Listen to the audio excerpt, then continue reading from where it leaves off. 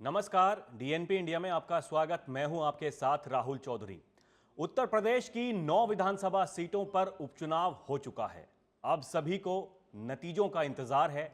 उससे पहले सभी की नजर एग्जिट पोल्स पर है कि कौन किसको जिता रहा है और किसको कितनी सीट्स मिल रही हैं।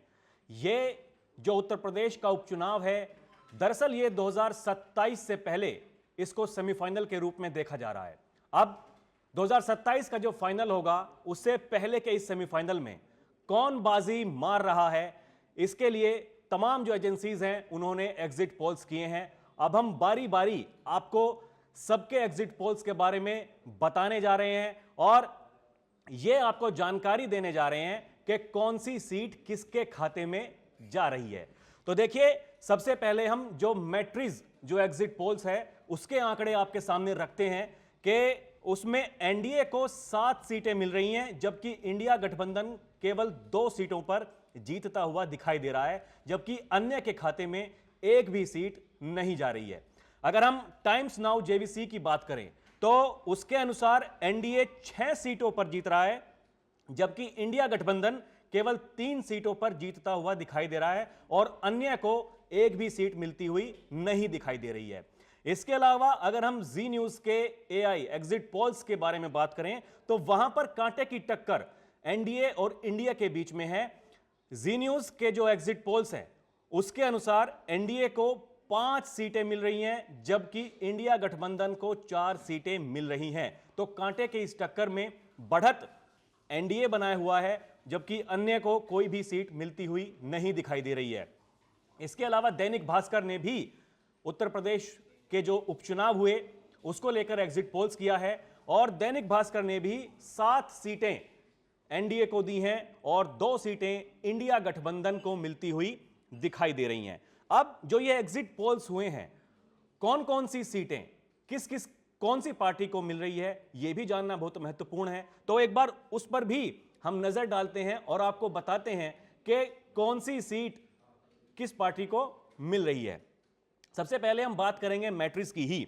तो मैट्रिक्स का जो एग्जिट पोल है उसके अनुसार जो कटहरी सीट है वो बीजेपी को जाती हुई दिखाई दे रही है। करहल मैनपुरी में कड़े मुकाबले की आशंका जताई जा रही है और यहां पर समाजवादी पार्टी इस मुकाबले को जीतती हुई नजर आ रही है। वहीं अगर हम सीसामऊ कानपुर की बात करें तो वहां पर बीजेपी को यह सीट मिलती हुई दिखाई दे रही है और खैर अलीगढ़ की बात करें तो बीजेपी वहां पर जीतने वाली है। इस एग्जिट पोल के अनुसार गाजियाबाद में बीजेपी जीत रही है, फूलपुर प्रयागराज में भी बीजेपी जीत रही है और मीरापुर में बीजेपी आरएलडी गठबंधन जीतता हुआ दिखाई दे रहा है। इसके अलावा जो मझवा मिर्जापुर की सीट है वहां बीजेपी जीत रही है और कुंदरकी मुरादाबाद में समाजवादी पार्टी के उम्मीदवार की जीत हो सकती है। ये जो हमने आपको आंकड़े दिए हैं, ये मैट्रिक्स जो एग्जिट पोल है ये उसके हैं। अब हम आपको टाइम्स नाउ का जो एग्जिट पोल है उसके बारे में बताने जा रहे हैं कि कौन सी सीट किस पार्टी को जा सकती है। तो दी गई जानकारी के मुताबिक एग्जिट पोल में बीजेपी को बढ़त मिलती हुई दिखाई दे रही है, जैसे कि मैंने पहले ही आपको बताया। और यहां पर जो 9 सीट उपचुनाव की जो है, जहां पर उपचुनाव हुआ है उसमें 6 सीटें बीजेपी को जा सकती हैं, जबकि समाजवादी पार्टी को 3 सीटें मिलने का अनुमान जताया गया है।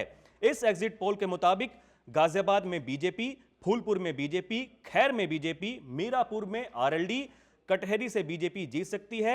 वहीं समाजवादी पार्टी के खाते में करहल, सीसामऊ और मझवा सीट जा सकती है। तो ये आंकड़े हमने आपको बताए जो टाइम्स नाउ नवभारत जेवीसी के द्वारा जो ये एग्जिट पोल किया गया है। अब हम आपको जो दैनिक भास्कर ने एग्जिट पोल किया है उसके आंकड़े आपको बताते हैं कि कौन सी सीट किस पार्टी को जाती हुई दिखाई दे रही है इस एग्जिट पोल के अनुसार। तो जो भास्कर ने एग्जिट पोल किया है उसमें 2 सीटें केवल सीसामऊ और करहल समाजवादी पार्टी को जाती हुई दिखाई दे रही है, जबकि बाकी की 7 सीटों पर बीजेपी या फिर बीजेपी गठबंधन जो राष्ट्रीय लोकदल मीरापुर में है वो जीत रहा है। फूलपुर में बीजेपी जीत रही है, कुंदरकी में बीजेपी जीत रही है, खैर में बीजेपी, मीरापुर में राष्ट्रीय लोकदल, गाजियाबाद में बीजेपी, मझवा में बीजेपी और कटहरी में भी बीजेपी जीत रही है।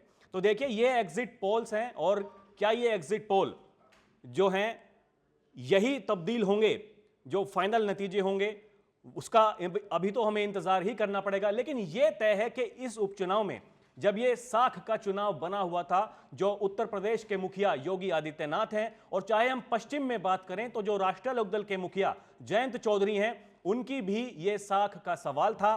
क्योंकि देखिए चुनाव से एक दिन पहले मीरापुर में तो जो राष्ट्रीय लोकदल ने अपने उम्मीदवार की घोषणा की थी, और तमाम ये बातें चली कि नाराजगी है समाज में और इस बार मुश्किलें खड़ी हो सकती हैं। लेकिन उसके ठीक विपरीत जो एग्जिट पोल्स हैं, फिलहाल तो वो ये दर्शा रहे हैं कि यहां पर जो जयंत चौधरी और योगी आदित्यनाथ की जो जोड़ी है, लोग उसको पसंद कर रहे हैं। और इस उपचुनाव में जो अखिलेश यादव का पीडीए लोकसभा चुनाव में चला, वो यहां उपचुनाव में चलता हुआ नहीं दिखाई दे रहा है।